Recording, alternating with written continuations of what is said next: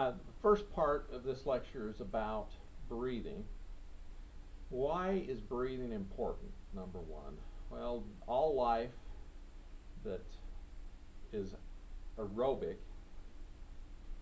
breathes in oxygen from the atmosphere, brings the oxygen into the lungs or through a cell membrane or through gills, whatever device, and they bring that oxygen into their system, and it either circulates through the blood, through the pumping of a mechanism, either through movement. You know, some animals are so small they don't need a heart, but most of us do, and it circulates through that heart and pumps out to the rest of our bodies.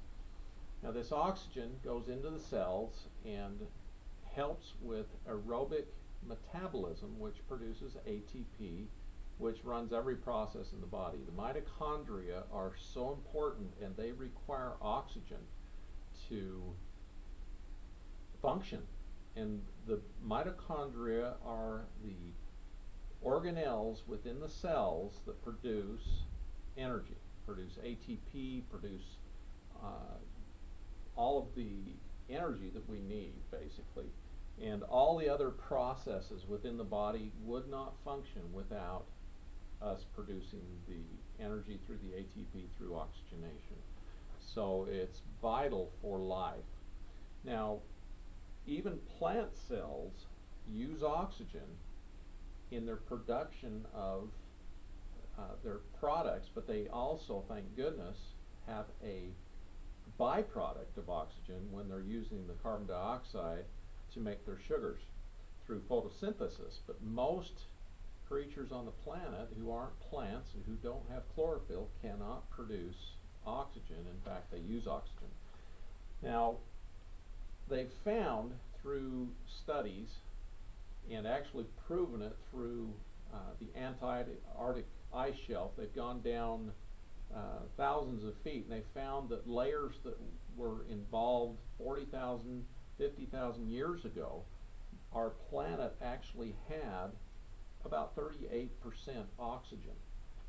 Between 36 to 40%, they go through levels where there's that much oxygen in the atmosphere. And currently, we, with our modern society and cars and all of the pollutants and fires that we've had, we're getting down as low as 18%. In the rainforest, it's still about 19 to 20%, but in cities like Los Angeles and cities in China, the oxygen content is down to 16, 15, 14%, which is horrible. And poorly ventilated houses can get down as low as 10% oxygen.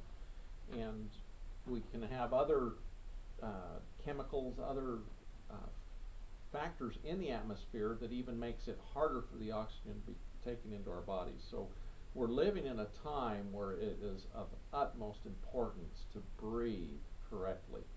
As we breathe, nowadays we shallow breathe. When we have anxiety, panic, depression, all of the mood disorders, we actually breathe even more shallow.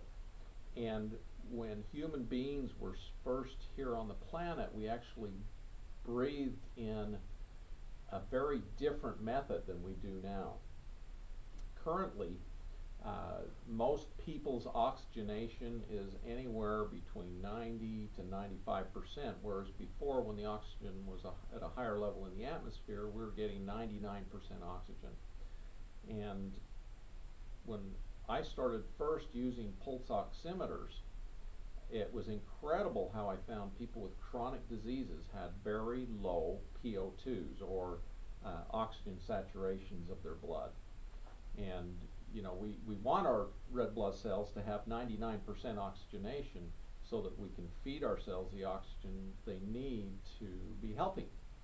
But currently, oxygen levels are so low that without proper breathing, we are barely able to get up to 95, 96% oxygenation, which is very interesting, because hemoglobin has a great propensity for oxygen, and if oxygen is present, it will grab onto the molecule and release the carbon dioxide.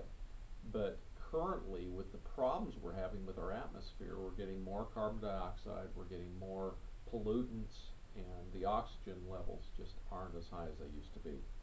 So tonight I'm going to teach about breathing, proper breathing, in order to, even in a lower oxygen content, how to get more oxygen into our bodies. Now, the other interesting thing the ancients taught about breathing was breathing is how we would also bring energy in for our souls, for our spirits, the prana, the chi, the life force that is out there in the universe. We breathe that in and we feed our souls that prana. And so that is very important for breathing also. So we'll be describing some of that.